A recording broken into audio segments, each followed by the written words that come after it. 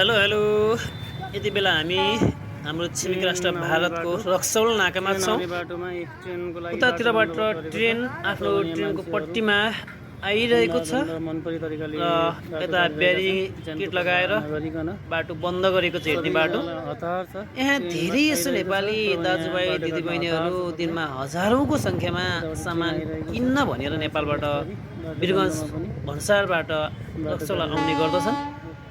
तर यहाँ यो बेरिङ बन्द गरिएको छ, ट्रेनको बाटो खुल्ला गरिएको छ, मान्छे हिँड्ने बाटो बन्द गरिएको छ। तर पनि मानिसहरू त्यो बेरिङभन्दा तलबाट छिरेर आफ्नो ज्यानको प्रवाह नगरिकन यसरी बाटो काट्दा कता कता डर लागिरहेको छ।